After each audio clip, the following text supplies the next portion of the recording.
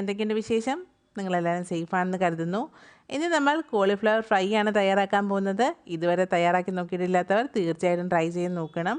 നിങ്ങൾക്ക് എൻ്റെ വീഡിയോ ഇഷ്ടമാണെങ്കിൽ മറക്കാതെ ഒന്ന് ലൈക്ക് ചെയ്യുക. ഇതുവരെ എൻ്റെ ചാനൽ സബ്സ്ക്രൈബ് ചെയ്യാത്തവരുണ്ടെങ്കിൽ പ്ലീസ് ഒന്ന് സബ്സ്ക്രൈബ് ചെയ്തതിന് സപ്പോർട്ട് ചെയ്യുക. മാത്രമല്ല തൊട്ടടുത്തുള്ള ബെല്ലൈക്കണിൽ ഓൾ എന്ന ഓപ്ഷൻ കൂടി എനേബിൾ ചെയ്യുക. അപ്പോൾ നമ്മുടെ കോളിഫ്ലവർ ഫ്രൈ എങ്ങനെയാണ് തയ്യാറാക്കുന്നതെന്ന് നോക്കാം. ഇതിന് വേണ്ടിയിട്ട് ഞാനിവിടെ 250 ഗ്രാം കോളിഫ്ലവറാണ് എടുത്ത് വെച്ചിരിക്കുന്നത്. ഇതുപോലെ ചെറിയ പീസസ് ആക്കി വെച്ചിട്ടുണ്ട്. തണ്ട് ഒരുപാട് കളയാതെ നോക്കണം. ഏകദേശം ഇത്രയും തണ്ടെങ്കിലും അതിൽ വെക്കണം. പിന്നെ മാക്സിമം തിന്നായിട്ട് തന്നെ മുറിക്കാൻ ശ്രമിക്കുക. അപ്പോൾ ഇതുപോലെ തണ്ടോടുകൂടി മാക്സിമം തിന്നായിട്ട് നമ്മൾ നല്ല രീതിയിൽ മുറിച്ച് വെക്കുക. അപ്പോഴാണ് നമുക്കിത് നല്ല രീതിയിൽ ഫ്രൈ ചെയ്തെടുക്കാനായിട്ട് പറ്റുന്നത്.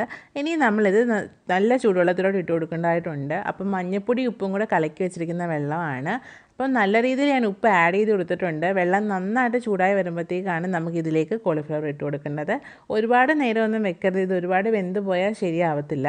അപ്പോൾ നല്ല രീതിയിൽ ചൂടായി വരുമ്പോഴത്തേക്ക് നമ്മൾ ഈ കോളിഫ്ലവർ എല്ലാം അതിലേക്ക് ഇട്ട് കൊടുത്ത് ഒരുപാട് നേരം തിളപ്പിക്കേണ്ട ആവശ്യമൊന്നുമില്ല. കോളിഫ്ലവർ ഒന്ന് സോഫ്റ്റായി വരണം, അത്രയും മാത്രമേ ആവശ്യമുള്ളൂ. അപ്പോൾ ഒരു 2 മിനിറ്റ് നേരം ഞാൻ ഇതുപോലെ ഇങ്ങനെ വെച്ചിട്ടുണ്ടായിരുന്നു. അപ്പോഴത്തേക്ക് നല്ല രീതിയിൽ സോഫ്റ്റായി വന്നിട്ടുണ്ട്. എന്നിട്ട് ഇനി നമുക്കിത് ഡ്രെയിൻ ചെയ്ത് മാറ്റി വെക്കാം. ഇനി നമുക്ക് ഇതിൻ്റെ കോട്ടിങ്ങിന് ആവശ്യമായിട്ടുള്ള കാര്യങ്ങൾ ചെയ്തെടുക്കാം. അതിനായിട്ട് ഞാൻ 1 ടേബിൾ സ്പൂൺ അരിപ്പൊടിയാണ് എടുത്തിരിക്കുന്നത്. 1 ടേബിൾ സ്പൂൺ മതിയാകും. നമ്മളിനി ഇതിൽ കോൺഫ്ലവർ കൊണ്ട് ചേർക്കുന്നുണ്ട്, അതുകൊണ്ട് ഇത്രയും അരിപ്പൊടി മാത്രം മതിയാകും. ഇനി ഇതിലേക്ക് 2.5 ടേബിൾ സ്പൂൺ കോൺഫ്ലവർ ചേർത്ത് കൊടുക്കുന്നുണ്ട്. ഒരുപാട് കൂടി പോകരുത്, 2.5 ടേബിൾ സ്പൂൺ മാത്രം മതി. അപ്പോൾ അതിനുശേഷം ഇനി ഇതിലേക്ക് ഞാൻ മൈദയാണ് ചേർത്ത് കൊടുക്കുന്നത്. ഒരു 3 ടേബിൾ സ്പൂൺ മൈദ ഞാൻ ചേർത്ത് കൊടുക്കുന്നുണ്ട്. നമ്മുടെ കോളിഫ്ലവറിൽ ഈ കോട്ടിംഗ് ഒക്കെ നന്നായിട്ട് പിടിച്ചാൽ മാത്രമേ ആ ടേസ്റ്റ് വരത്തുള്ളൂ. അപ്പോൾ ഈ രീതിയിൽ നന്നായിട്ട് ചേർത്ത് കൊടുക്കുക, ഒട്ടും കുറയരുത്. ഇനി നമുക്കിതിലേക്ക് ക്രിസ്പിനെസ്സിന് വേണ്ടിയിട്ട് കുറച്ച് റവ ചേർത്ത് കൊടുക്കാം. ഞാൻ 1 ടേബിൾ സ്പൂൺ റവയാണ് ചേർത്ത് കൊടുക്കുന്നത്. അപ്പം നല്ല ക്രിസ്പി ആയിട്ട് കിട്ടും.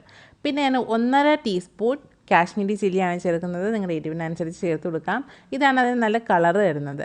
പിന്നെ ആവശ്യത്തിന് മഞ്ഞൾപ്പൊടി ചേർത്ത് കൊടുക്കാം. നമ്മൾ ഓൾറെഡി മഞ്ഞൾപ്പൊടി ഇട്ടാണ് തിളപ്പിച്ച് വെച്ചിരിക്കുന്നത്, അതുകൊണ്ട് ആവശ്യത്തിന് മാത്രം ചേർത്ത് കൊടുത്താൽ മതിയാകും. ഇനി ഇതിലേക്ക് നമ്മൾ കുറച്ച് കായപ്പൊടിയാണ് ചേർക്കുന്നത്, വളരെ കുറച്ച് മതി.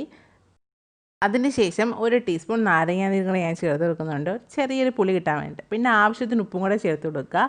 എന്നിട്ട് 1 ടേബിൾ സ്പൂൺ ഇഞ്ചി വെളുത്തുള്ളി പേസ്റ്റും കൂടെ ചേർത്ത് ഇത് നന്നായിട്ടൊന്ന് മിക്സ് ചെയ്യുക.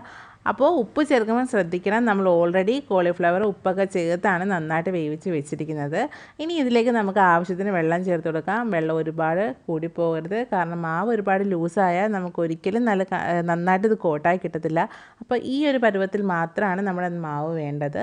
ഇനി നമ്മൾ ഡ്രെയിൻ ചെയ്ത് വെച്ചിരിക്കുന്ന കോളിഫ്ലവർ ഇതിലേക്ക് ഇട്ട് കൊടുത്ത് നന്നായിട്ട് മിക്സ് ചെയ്തെടുക്കുക. അപ്പോൾ നല്ല രീതിയിൽ മിക്സ് ചെയ്യുക. അപ്പോൾ നല്ല രീതിയിൽ ആ കോളിഫ്ലവറിലെല്ലാം ആ മാവെല്ലാം നന്നായിട്ട് കോട്ടായി വരണം. ഒരു സ്പൂൺ വെച്ചോ കൈ വെച്ചോ ഒക്കെ നന്നായിട്ട് മിക്സ് ചെയ്തെടുക്കണം. അപ്പോൾ എല്ലാ ഭാഗത്തും ആ മാവ് നല്ല രീതിയിലെത്തി നന്നായിട്ട് മിക്സ് ചെയ്തെടുത്ത് വെച്ചിട്ടുണ്ട്. ഇനി നമുക്കിത് ഫ്രൈ ചെയ്തെടുക്കാം. അപ്പോൾ നിങ്ങൾക്ക് ഏത് എണ്ണ വേണമെങ്കിലും യൂസ് ചെയ്യാം. ഞാനിപ്പോൾ സൺഫ്ലവർ ഓയിലാണ് യൂസ് ചെയ്തിരിക്കുന്നത്. എണ്ണ നന്നായിട്ട് ചൂടായി വരുമ്പോഴത്തേക്ക് നമുക്കിതിലേക്ക് നമ്മുടെ കോളിഫ്ലവറിൻ്റെ പീസസ് ഓരോന്നോരോന്നായിട്ട് ഇട്ട് കൊടുക്കാം. എല്ലാം കൂടി ഇട്ട് കൊടുത്താൽ അത് ഒട്ടിപ്പോകാനുള്ള സാധ്യത വളരെ കൂടുതലാണ്. അപ്പോൾ അതുപോലെ ഓരോന്നോരോന്നായിട്ട് ഇട്ട് കൊടുക്കുക. നന്നായിട്ട് വിട്ട് ആ ഒരു രീതിയിൽ തന്നെ ഇട്ട് കൊടുക്കാൻ ശ്രമിക്കണം. അപ്പോൾ എല്ലാം ഇട്ട് കൊടുത്ത ശേഷം നമ്മൾ 2 സൈഡും തിരിച്ചിട്ടാണ് ഇത് ഫ്രൈ ചെയ്തെടുക്കുന്നത്. നല്ല രീതിയിൽ ഫ്രൈ ആക്കി എടുക്കണം, അപ്പോഴാണ് നല്ല ടേസ്റ്റി ആയിട്ട് വരുന്നത്. അപ്പോൾ നല്ല ക്രിസ്പി ആയിട്ട് കിട്ടും. അപ്പോൾ 2 സൈഡും നല്ല രീതിയിൽ ഇങ്ങനെ തിരിച്ചിട്ട് ഫ്രൈ ചെയ്തെടുക്കുക. നമ്മളിതിൽ റവയൊക്കെ ചേർത്തെടുത്തിരിക്കുന്നുണ്ട്, നല്ല ക്രിസ്പി ആയിട്ട് തന്നെയാണ് ഇത് കിട്ടുന്നത്. 4 മണിക്ക് ചായയുടെ കൂടോ വെറുതെയോ അങ്ങനെ ഒക്കെ കഴിക്കാം. നല്ല ടേസ്റ്റി ആയിട്ടുള്ള ഒരു സംഭവം തന്നെയാണ്. അപ്പോൾ തീർച്ചയായിട്ടും നിങ്ങൾ ട്രൈ ചെയ്ത് നോക്കണം, കുട്ടികൾക്കൊക്കെ ഒരുപാട് ഇഷ്ടമാവും. അപ്പോൾ 2 സൈഡും നല്ല രീതിയിൽ ഇത് മുരിഞ്ഞ് വരുമ്പോഴത്തേക്ക് നമുക്കിതിലേക്ക് കുറച്ച് കറിവേപ്പിലയും കുറച്ച് പച്ചമുളകും കൂടി ചേർത്ത് കൊടുക്കാം. പച്ചമുളക് നമ്മൾ നീളത്തിൽ കീറിയാണ് ചേർത്ത് കൊടുക്കുന്നത്. നിങ്ങൾക്ക് വേണമെങ്കിൽ മാത്രം ചേർത്താൽ മതി. അത് ചേർത്തെന്ന് പറഞ്ഞാൽ ഒരുപാട് എരിവൊന്നും വരത്തില്ല, നല്ലൊരു ഫ്ലേവർ ആയിരിക്കും അങ്ങനെ ചെയ്യുമ്പം.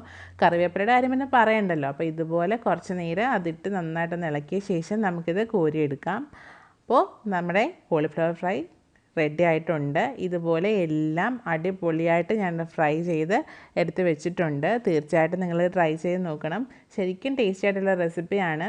ഇതുവരെ ട്രൈ ചെയ്യാത്തവരുണ്ടെങ്കിൽ നിങ്ങളൊന്ന് ട്രൈ ചെയ്യുക. നിങ്ങളുടെ ഫീഡ്ബാക്ക് എന്തായാലും എന്നെ അറിയിക്കണം. നിങ്ങൾക്ക് എൻ്റെ വീഡിയോ ഇഷ്ടമാണെങ്കിൽ മറക്കാതെ ഒന്ന് ലൈക്ക് ചെയ്യുക. ഇതുവരെ ചാനൽ സബ്സ്ക്രൈബ് ചെയ്യാത്തവരുണ്ടെങ്കിൽ പ്ലീസ് ഒന്ന് സബ്സ്ക്രൈബ് ചെയ്തതിനെ സപ്പോർട്ട് ചെയ്യുക.